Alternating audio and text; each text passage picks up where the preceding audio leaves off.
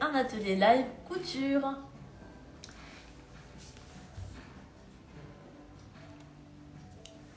Alors dites-moi si vous m'entendez bien, si le son est bon, si l'image est là.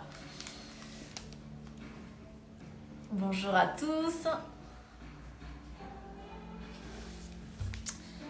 Alors comme je suis toute seule, je vais essayer de gérer les commentaires et les questions en même temps. Ça va pas être évident, donc n'hésitez pas à reposer plusieurs fois la question si je réponds pas tout de suite.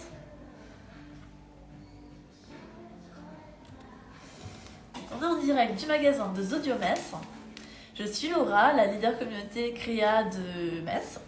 Et je vais vous proposer un petit atelier couture en live pour réaliser un sac à tarte que vous avez peut-être déjà vu sur le compte Zodio dans le petit carnet de ce mois-ci. Alors bonjour à tous, bienvenue. Si on peut me dire aussi sur Facebook si c'est tout bon. Je pense que oui. Donc le petit sac à tarte, c'est un tuto assez facile, même pour les débutants en couture, c'est assez simple à réaliser. Donc il nous faudra tout simplement du tissu, donc 50 cm ça suffit, 150 de large, et bien sûr tout le nécessaire à couture. Donc bien sûr la paire de ciseaux, ciseaux spécial couture évidemment, sinon vous ne couperez plus forcément très bien votre tissu. Gardez vraiment que pour le tissu. Des épingles. Voilà, alors le petit crayon je vous montrerai, c'est une astuce tout à l'heure pour pouvoir retourner plus facilement des bandes de tissu. La machine à coudre évidemment, donc moi j'ai celle-ci mais peu importe votre machine, ça fonctionnera. Et évidemment du fil coordonné, donc les petites bobines de fil. Là je suis partie sur du blanc comme j'ai des tissus assez clairs. La petite canette préparée aussi d'avance, comme ça vous n'êtes pas coupé dans votre élan. Et puis évidemment de l'huile de coude, mais ça je vais vous montrer comment vous y prendre. Alors pour que ça aille plus vite au niveau de notre tuto ce matin, j'ai déjà préparé mes découpes, mais je vais vous expliquer au fur et à mesure comment j'ai procédé, quelles dimensions faire, etc. Et vous pourrez bien sûr retrouver le replay de la vidéo sur nos différentes plateformes afin de pouvoir le refaire ultérieurement. Alors je fais juste un petit coup d'œil aux commentaires. Si j'y parviens. Est-ce que certaines personnes font le tutoriel en même temps que moi? N'hésitez pas à me le dire, comme ça on peut vraiment faire au fur et à mesure. Je peux répondre à vos interrogations si vous êtes bloqué, etc. Juste le temps que j'aille sur les commentaires Facebook et puis on va se mettre en route. Apparemment c'est bon. Merci beaucoup à ceux qui ont répondu. Donc je disais, ce petit sac à tarte très facile. En fait, on a juste à faire coulisser cette grande anse dans des petits passants. Ah super, quelqu'un le fait en même temps, donc c'est génial. Donc c'est tout simplement un carré de tissu. Je ne sais pas si vous voyez bien, n'hésitez pas à me dire. Sinon je montre autrement. Donc un carré de couture avec une grande anse. Et ensuite deux petits passants sur les côtés qui vont permettre tout simplement de faire coulisser le lien, comme ceci, à l'intérieur. Voilà. Et donc on aura juste à transporter notre tarte tout simplement comme ceci. Je vous mettrai également le lien vers le tutoriel, c'est une petite fiche créative, vous aurez tout le matériel, les différents procédés, les étapes, etc. pour pouvoir le faire correctement. Donc pour réaliser ce sac à tarte, j'ai déjà fait mes pré-découpes, en sachant que je suis partie sur un moule à tarte qui fait 25 cm de diamètre. Donc je suis partie sur 45 cm pour mon carré. À vous de voir si vous voulez que ce soit plus large, plus court. 45 pour 25, c'est vraiment la bonne proportion. Donc je vous conseille de faire ça, mais de ne pas oublier de rajouter des marges de couture. Parce qu'évidemment, quand on associe deux tissus, on a besoin d'une petite marge supplémentaire pour pouvoir correctement assembler les tissus. Ne pas que la marge soit trop faible non plus, puisqu'après on ne pourra pas avoir une couture suffisamment costaud. Donc n'hésitez pas à rajouter un bon centimètre. Donc là, moi j'ai un carré de 47 par 47. Ensuite, j'ai besoin d'une bande de tissu. Donc celle-ci fera en fait la longueur de ma diagonale. Donc ici, j'ai choisi 72 cm. Ça intègre également les marges de couture pour pouvoir en fait faire vraiment toute la diagonale, plus les marges de couture évidemment en bas, enfin de chaque côté, à chaque extrémité. Et le dernier morceau qu'il nous faut, c'est les petits passants. Donc ceux-là, ils font 20 cm par 10 cm.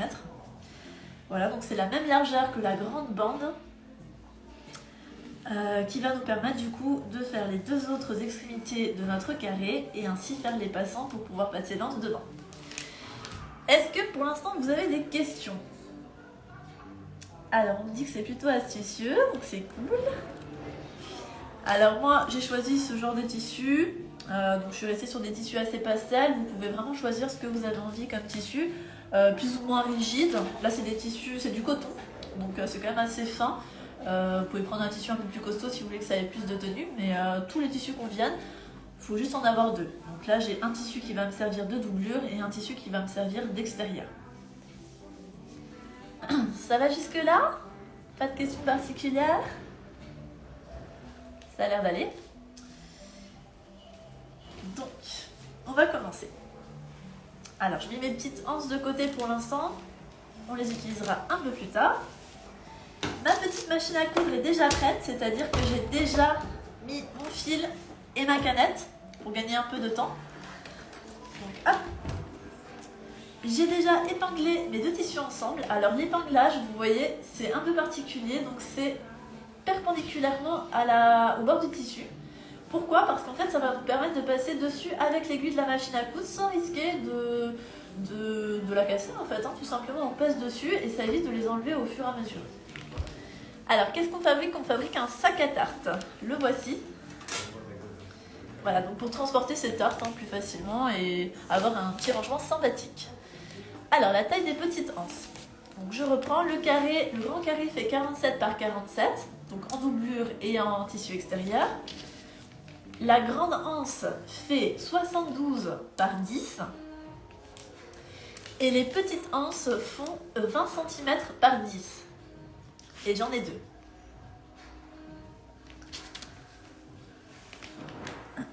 Alors, bonjour, c'est parfait. Alors, je n'arrive pas à lire le reste.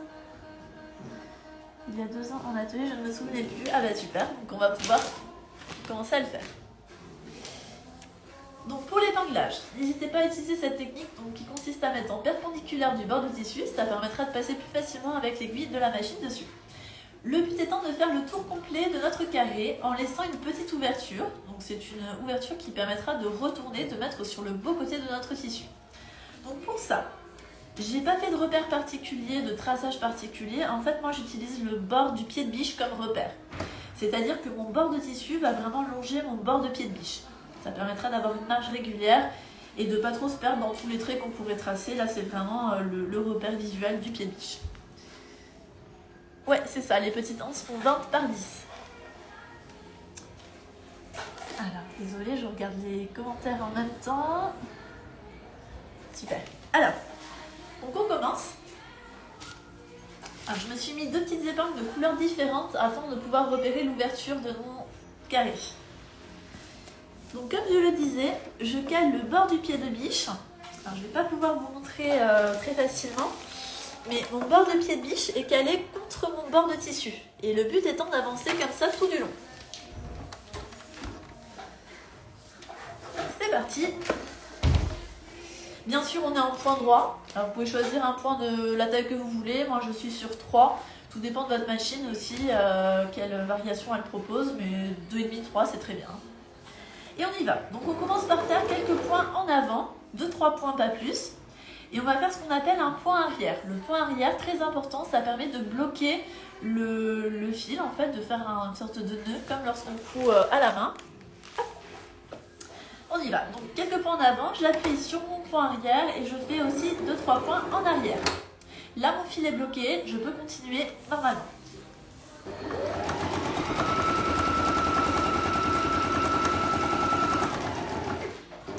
J'arrive à peu près au niveau de l'angle de mon tissu, je vais planter l'aiguille. Donc pour ça, je vais utiliser la molette qui est sur le côté ici pour descendre l'aiguille dans le tissu et ainsi pouvoir lever le pied de biche et tourner. Donc je tourne, ça me permet vraiment de garder le tissu dans la machine, de ne pas perdre le fil et de pouvoir poursuivre ensuite en rebaissant le pied de biche. Donc on y va. Comme je disais, pas d'inquiétude, on passe vraiment sur les épingles, c'est fait exprès.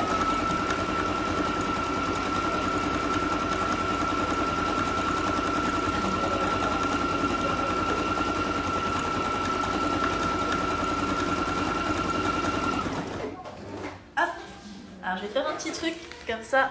Ah, j'adore votre coupe de cheveux, merci beaucoup. Je vais essayer de vous montrer de plus près. Donc sur Instagram, Facebook, je vais avoir un peu de mal. Donc là, par exemple, je suis arrivée au niveau de l'angle. Donc vous voyez, mon aiguille est plantée. Hop. De là, je vais pouvoir tourner mon tissu. Donc le tissu reste vraiment dans la machine. Il n'y a pas de souci. On peut redescendre le pied de biche et ensuite on continue. Donc on garde vraiment le bord du pied contre le bord du tissu et on avance. Et bien sûr, nos petites épingles passent dessus sans problème.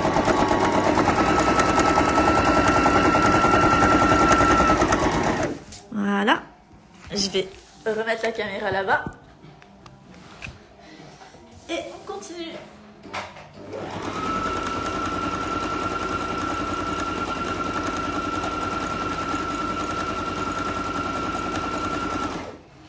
Ça c'est de l'assemblage classique, hein, c'est vraiment 2 carrés. On a mis endroit contre endroit, donc on cache toujours les beaux tissus. Pour pouvoir après les retourner.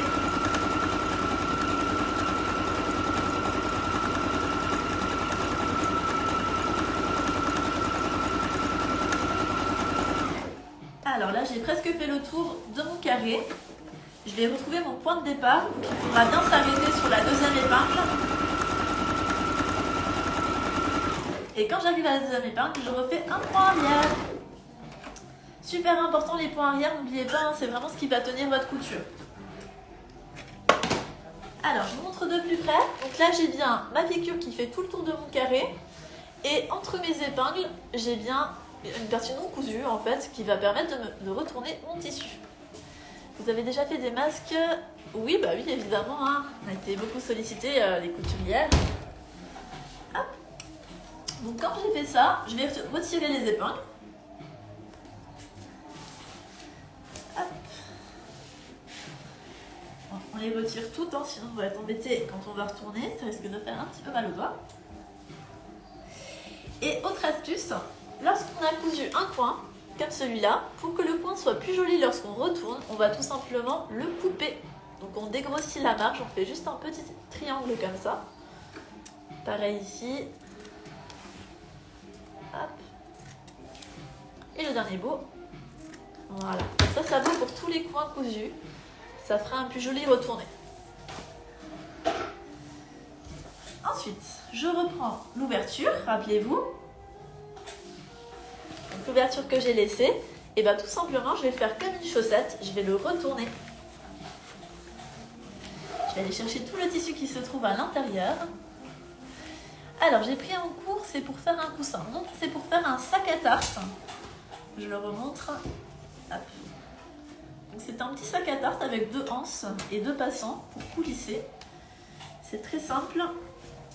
Donc là, évidemment, je vais bien chercher mes coins. Alors, c'est là qu'on peut se servir notamment du petit crayon. J'ai enlevé la mine pour pas qu'il soit trop pointu et qu'il abîme mon tissu. Donc, je le rentre à l'intérieur de mon sac. Et là, je viens chercher l'angle avec le crayon.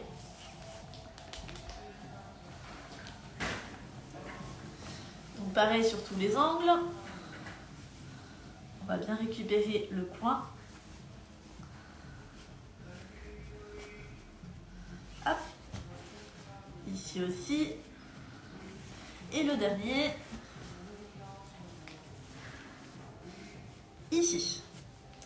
Quand j'ai fait tout ça. Alors normalement, j'ai un petit fer à repasser. Je repasse. Et c'est nickel. Là, on va gagner un petit peu de temps. Du coup, on va zapper cette étape du repassage. Et on a 2 solutions. Soit on passe juste une petite ligne droite sur l'ouverture pour la fermer.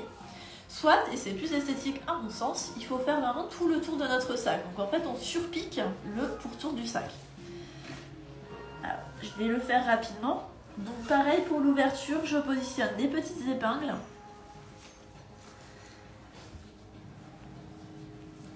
Comme ceci, toujours à la perpendiculaire, ça permet de passer dessus sans avoir besoin de les enlever.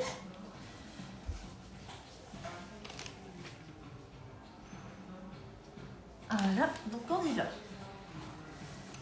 je remets mon pied de biche, je le redescends et je fais le tour.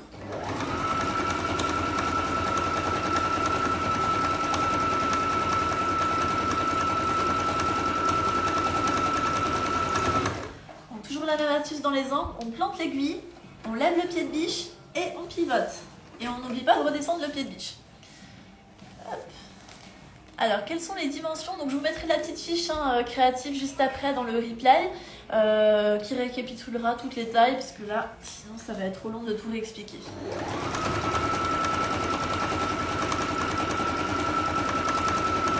Là, je suis en train de surpiquer l'ensemble du sac pour apporter un petit côté esthétique. Alors, pourquoi ne pas coudre les anses dans le carré? Vous verrez, j'ai une autre petite technique par la suite. Hop, pareil, je baisse le pied de biche. Hop, je le remonte, je pivote et je continue.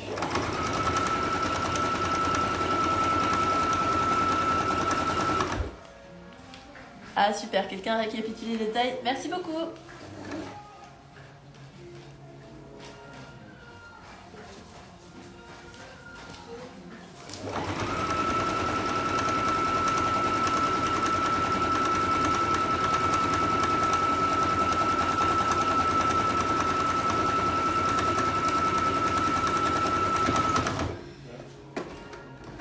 Certains font le sac maintenant ou ultérieurement, n'hésitez pas à nous envoyer des photos.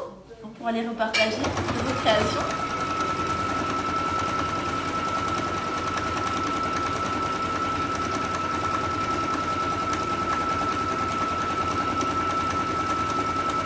Alors, bonjour l'île de la Réunion. Ah, on regarde de loin, hein, ça fait plaisir.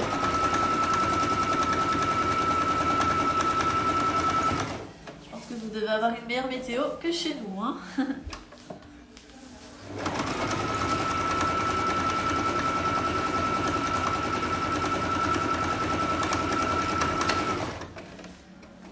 Voilà.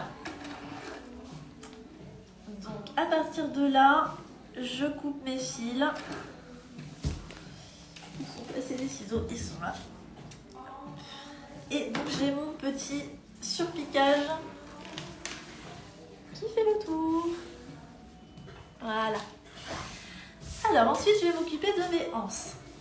Donc j'ai déjà aussi préparé leur découpe, leur épinglage, toujours à la perpendiculaire. Et je vais coudre une extrémité plus toute la longueur. L'autre extrémité doit rester ouverte pour pouvoir retourner notre anse sur le beau côté. Parce que là actuellement on est endroit contre endroit. Donc on a notre tissu qui est caché. On le coud et lorsqu'on retourne on a le beau côté qui apparaît. Donc pareil, toujours le même repère, le bord de mon tissu doit longer mon bord de pied de biche. Ça tombe bien, j'ai besoin d'une housse d'un oreiller. Alors c'est pas tout à fait ça qu'on est en train de faire, mais c'est le même principe sur le carré. Donc à nouveau, je fais quelques points en avant, le point arrière, et je continue. Arrivé à l'angle, je plante l'aiguille, je pivote, je redescends le pied et c'est reparti.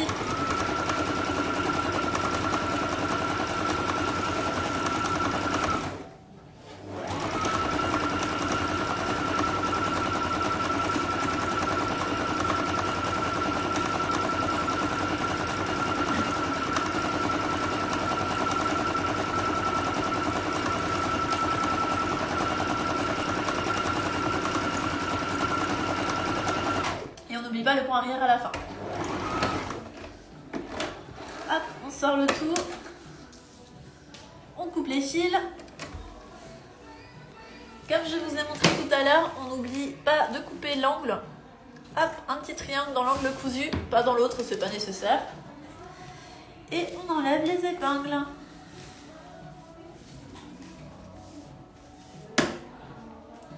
Alors, autre petite astuce, toujours avec notre petit crayon dont la mine est cassée volontairement. On va pouvoir retourner tout ça d'un seul coup grâce à un crayon. Comment? Tout simplement en prenant le coin cousu, en commençant à le retourner un peu comme une chaussette. Donc j'amorce en fait le retourner en rentrant à l'intérieur mon tissu. Et lorsque mon tissu est un petit peu rentré, je vais prendre le côté cassé de mon crayon, le mettre à l'intérieur. Et tout simplement, je vais pouvoir retourner l'ensemble de la bande sur mon crayon. Alors c'est pas évident à faire comme ça, d'habitude je le fais contre moi, c'est un peu plus simple. En fait ça consiste vraiment à retourner l'ensemble du tissu, et c'est comme ça, sur le crayon. Vous voyez? Donc hop. Là ça va un peu plus vite, vous voyez, quand on prend appui sur quelque chose. Alors, j'ai donc ceci. Ok? Là, je vais pouvoir venir chercher les coins. Comme ça. Et quand j'ai fait ça, je sors mon crayon. Je mets un doigt de ce côté-là, la main de ce côté-là, et j'ai juste à tirer. Et c'est magique. Là, on a vraiment tout qui est retourné d'un coup, facilement. C'est top. Même chose avec les petites anses. Alors, je vais juste quand même sortir la table à repasser. Parce que malheureusement, on ne pourra pas y couper.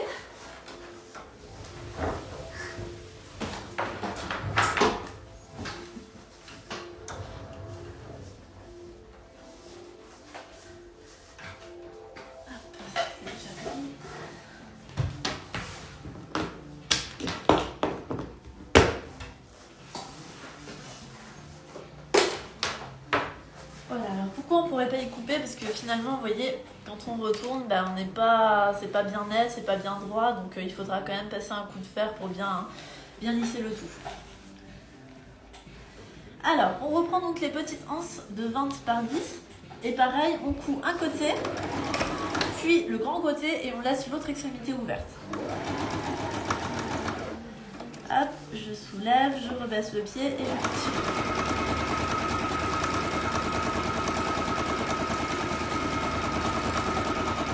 Pas le coin arrière et on sort le tissu. Première anse, deuxième.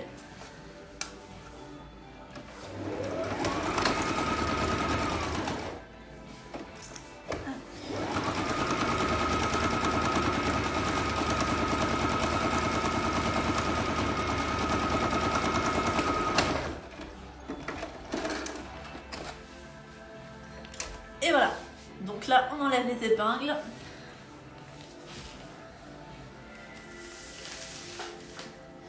Et même technique, on prend le coin qui est cousu. On commence un petit peu à le retourner. Hop. On reprend le crayon. Bonjour Benjamin. À force, je crois que les chefs de cuisine audio vont se mettre à la couture. Donc là, comme avant, je retourne l'ensemble sur le crayon comme ça. Je viens chercher les coins. Et je retourne. Donc là, c'est un petit morceau de tissu, mais si vous devez le faire sur des grandes longueurs, comme notamment la grande anse, c'est quand même plus pratique d'avoir cette astuce que de devoir tout retourner à la main. Donc pareil, je mets le crayon à l'intérieur, je retourne sur le crayon.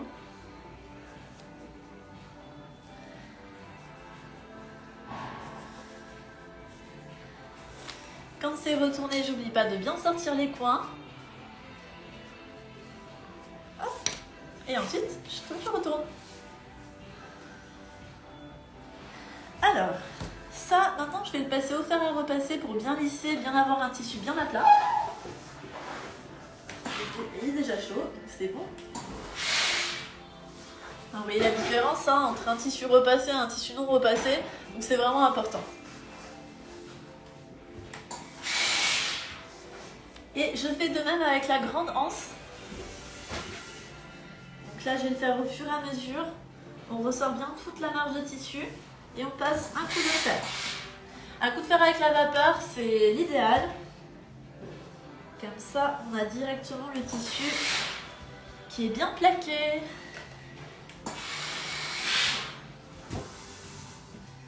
Voilà la grande anse. Et j'en profite pour passer un petit coup rapide sur le carré.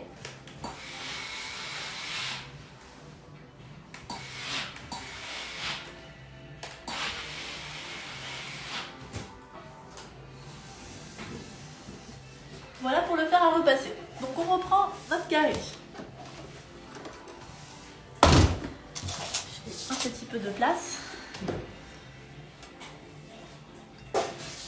Alors c'est quasi fini. On n'a plus qu'à assembler nos anses. Donc là vous allez choisir le tissu, le côté du tissu que vous voulez, soit celui à motif, soit celui qui est uni. À vous de voir celui que vous préférez. Moi je pense que je vais travailler sur le côté à motif. Et je vais prendre mes anses. Donc d'abord la grande. Alors j'avais un côté qui n'était pas cousu. Je vais faire un léger repli, comme ça. Et je vais venir le fixer sur un côté. Donc on reprend des épingles.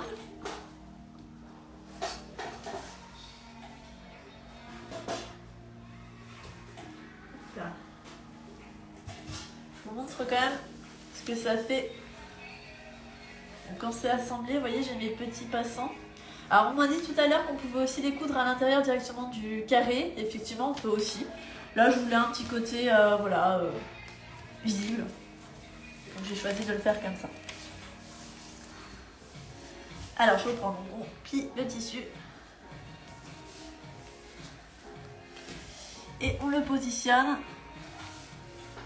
Je me suis trompée de côté, excusez-moi. On le positionne comme ça. On met une petite épingle.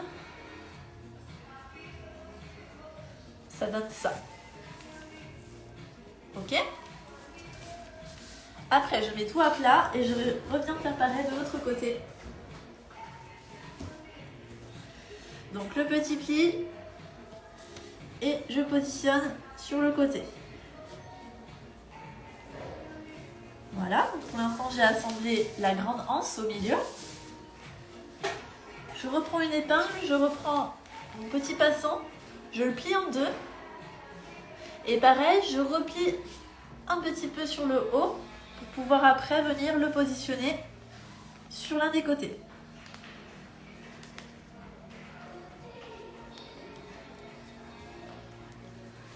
Comme ça.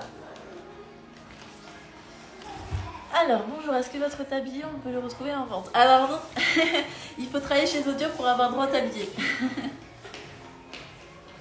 Cela dit, on a un rayon tablier, on doit avoir des modèles aussi en jean. Il faudrait regarder sur notre site internet à ce moment-là.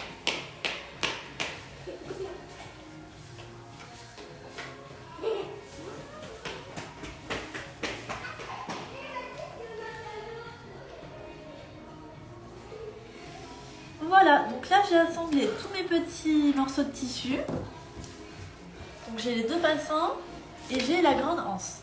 On va juste avoir besoin de les fixer, de les piquer en place. Alors, je vais essayer de vous déplacer la caméra pour que vous voyez un peu mieux. Donc j'ai cette partie-là et j'ai cette partie-là deux fois. Donc tout simplement, je vais prendre mon tissu comme ça. Et je vais en fait venir piquer un rectangle. Donc il va faire hop, hop, hop, hop. Et je vais faire un dernier passage à l'intérieur. Donc en gros, ça va me donner ceci. Voilà. Hop. Alors je ne sais pas si vous avez vu sur Facebook aussi. Donc je vais obtenir ceci. Hop. Donc c'est parti. À nouveau, on descend le pied de biche pour bloquer le tissu. Et on fait déjà quelques points en avant suivis d'un point en arrière. Et on continue. On arrive dans l'angle, on plante l'aiguille, on pivote et on fait le petit côté. On pivote.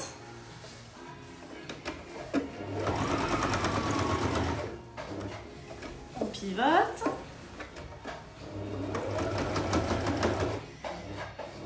Et pour le dernier côté, je fais la diagonale pour bien fixer en place. Et je termine par quelques points en arrière. Et là, on peut sortir le tissu, couper les fils et on a déjà un côté cousu.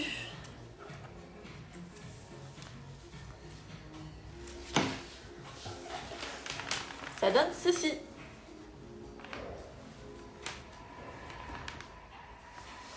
Voilà, donc là je vais piquer les autres côtés. En gros c'est le même principe. Je vais essayer quand même de vous montrer sur Facebook de plus près. Comme je suis toute seule pour gérer les caméras et le tuto, c'est pas évident. Alors on y va. Point arrière. Là j'enlève l'épingle pour pas la piquer avec.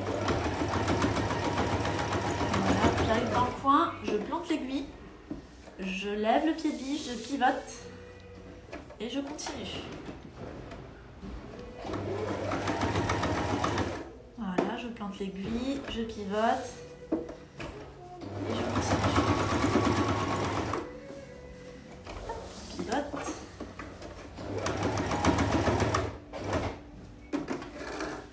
Et enfin, on fait la petite diagonale. Et le tour est joué. Je sais pas si vous voyez bien. Voilà.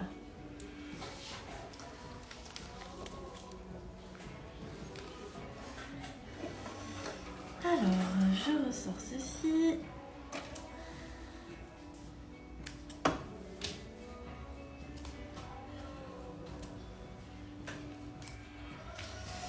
Est-ce que certains ont fait le sac? Est-ce que vous avez des questions? En sachant que je vais remettre la petite fiche tutoriel juste à la fin de ce live. Vous pouvez retrouver toutes les dimensions, toutes les étapes. Au niveau des tissus, c'est comme vous voulez. Vous pouvez prendre aussi bien des cotons que des tissus un petit peu plus épais. Vous pouvez même faire de la récup si vous voulez prendre, j'en sais rien, un vieux torchon ou un vieux drap, c'est possible aussi. Hop, je vais vous remettre là-bas, Facebook. Allez.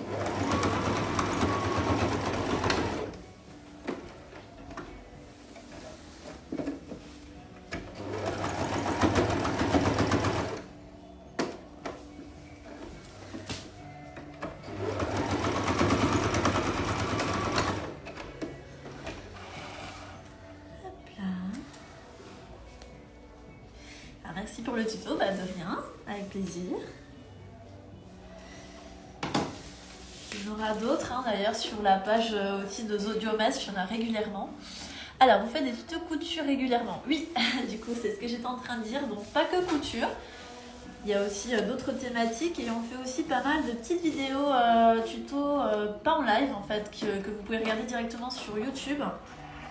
Alors, je viens de finir le fil, donc vous êtes obligé d'en reprendre un autre et de réenfiler. Donc effectivement, les petits tutos, vous pouvez les retrouver sur zodio.fr. Vous avez en fait toute une partie inspiration, tuto créatif et culinaire. Et vous retrouvez à chaque fois la fiche recette ou la fiche créa avec le matériel et également le processus en vidéo. Je crois que j'ai bientôt plus de fil de canette non plus. Alors, j'ai pris le tuto en route, je n'ai pas vu l'étape finale. Comment ferme-t-on le sac à la fin? Alors, ça arrive.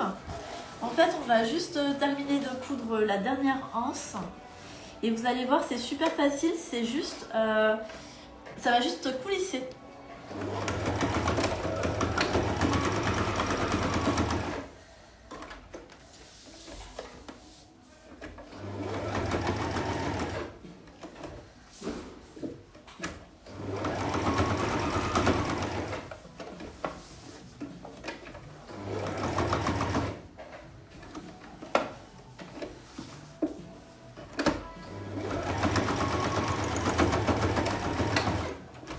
Voilà, la dernière anse est cousue. Alors, merci pour le tuto, très bien expliqué, je ne manquerai pas de transmettre une photo. Ah, super. Donc, filles, si vous faites le tuto, on veut voir les photos. Hein. Voilà, je coupe le dernier fil. À partir de là, plus besoin de la machine à coudre. On a juste le sac. Les fils partout. Voilà, juste le sac. Alors, je reprends ma fausse tarte. Je suis pas très douée en pâtisserie, donc j'ai fait une fausse tarte imprimée. Je place la tarte au centre. De là, je prends la grande anse, je la fais coulisser dans le premier passant. Hop. Et je prends le second passant et je viens également coulisser l'anse. Voilà, et là j'ai mon petit sac, ma petite anse. Alors on peut la faire moins grande, hein, si vous voulez pas avoir une anse aussi grande, vous pouvez réduire du coup la taille de la diagonale. Mais sinon voilà, c'est le principe. Alors après tout est possible, on peut vraiment personnaliser. Chez Zodio vous trouvez pas mal de thermocollants par exemple.